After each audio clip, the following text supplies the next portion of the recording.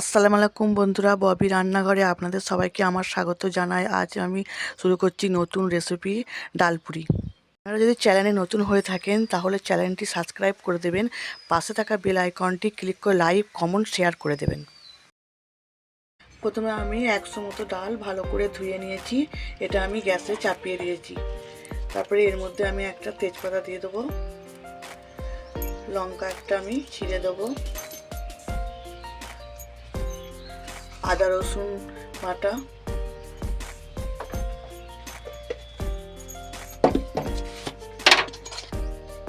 সামান্য একটু হলুদ,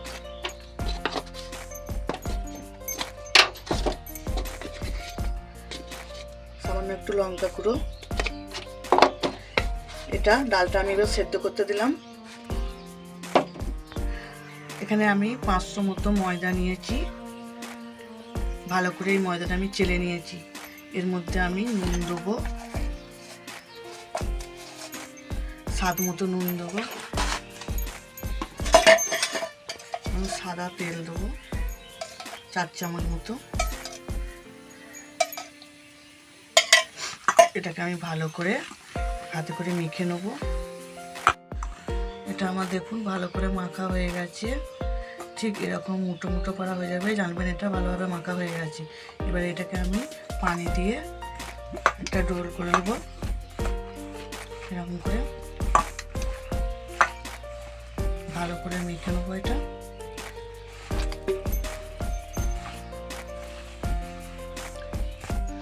দেখুন ময়দাটা মাখানো হয়ে গেছে, এটা একটা ডো তৈরি হয়ে গেছে।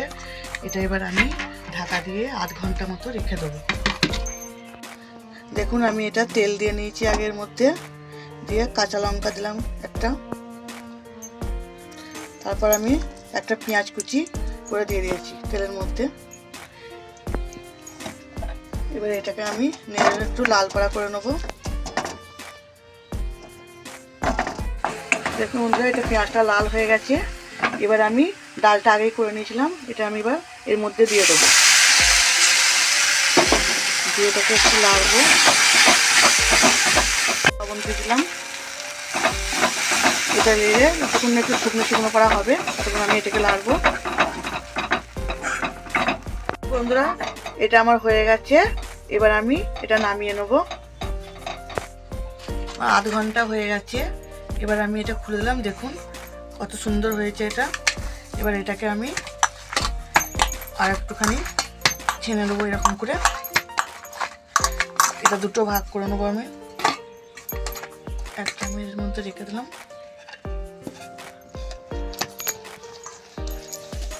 এরকম করে আমি এটা ছোট ছোট একটু করে গোল গোল করে নেবো, ঠিক এরকম সাইজের।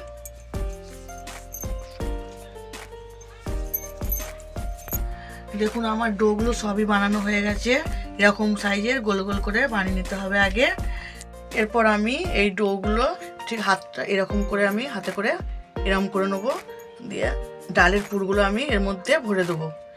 তারপর আমি এটাকে ঠিক এরকম করে আস্তে আস্তে করে এরকম করে যেন না ডালটা বেরিয়ে যায়, এরকম করে গোল করে নেবো। এগুলো আমি সব এরকম করে বানিয়ে নেবো।